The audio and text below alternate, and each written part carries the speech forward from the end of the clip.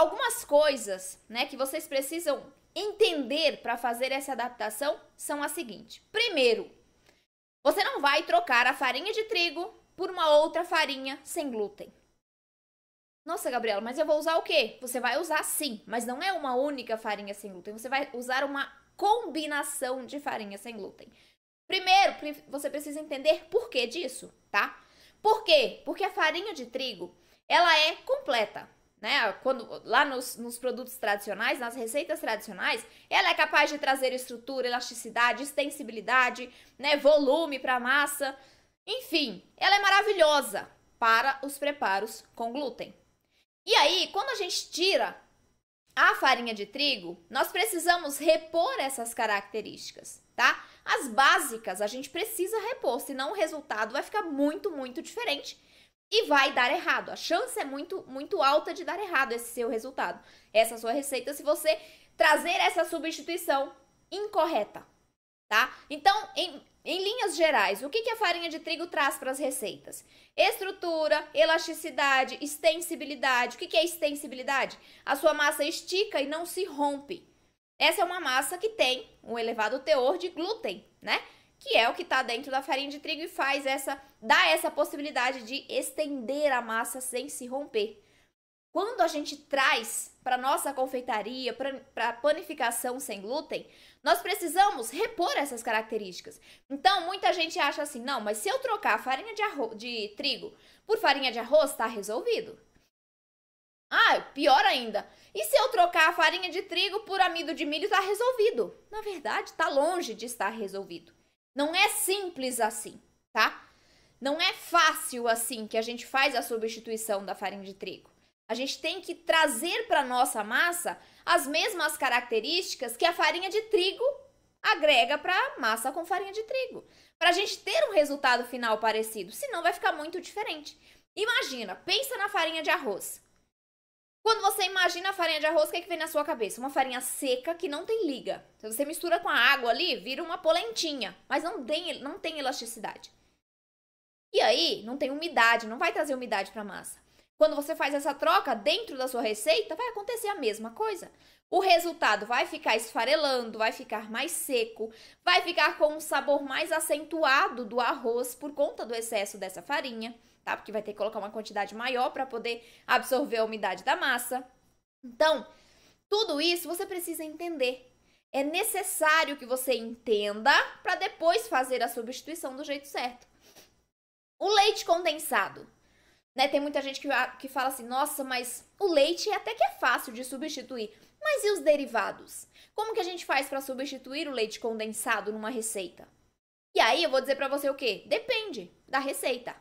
Por exemplo, o que o leite condensado faz em um bolo de coco? Aquele bolo bem molhadinho de coco.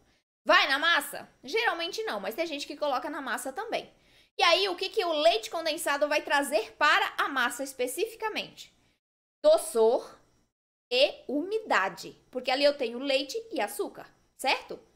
Tá cozido, tá numa consistência mais espessa, mas é leite e açúcar. Então eu tenho umidade, doçor, sabor, claro, que eu tenho nessa massa também.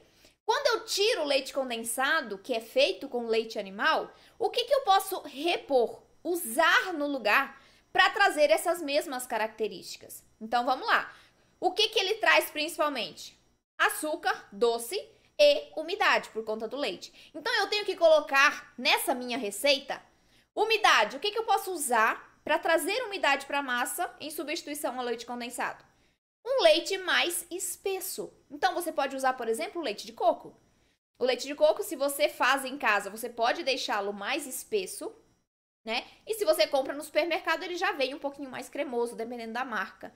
Então, se você troca o leite condensado por leite de coco, você já tem a umidade, tá? Mas e o doce? Açúcar, né? Você vai colocar o açúcar. Mas e o sabor? O sabor, ele vai ser diferente.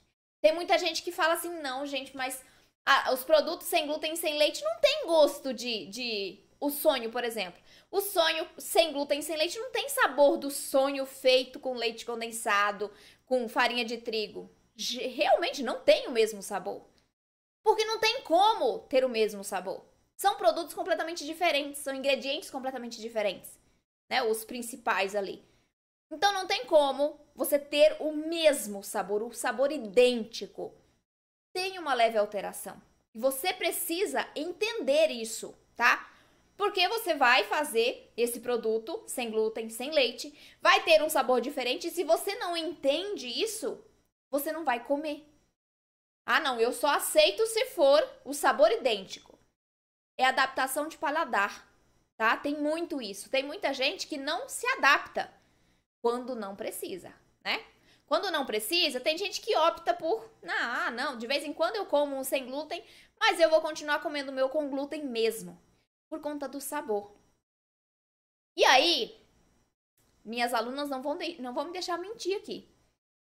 Os preparos sem glúten e sem leite, eles ficam assim com um sabor sensacional.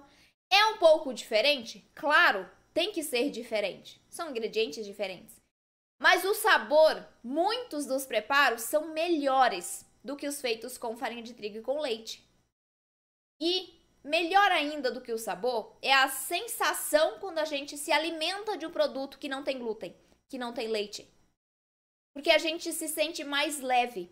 A gente digere melhor um produto, porque ele é mais leve, né? Não tem o trigo que pesa no estômago de muitas pessoas, né? Que você se sente inchada, empachada, como diz meu pai. O leite também, que pode ser inflamatório para muita gente. Ele é inflamatório para muita gente. Então, quando você tira o glúten, tira o leite, o sabor pode mudar um pouco, sim. Você tem que estar aberta a isso, saber que isso pode acontecer, tá? A textura também vai ser um pouco diferente, não vai ser a mesma de farinha de trigo, não vai, tá? Mas você tem que estar aberta a isso, a entender que são produtos diferentes, mas são igualmente saborosos, cada um com a sua especificidade.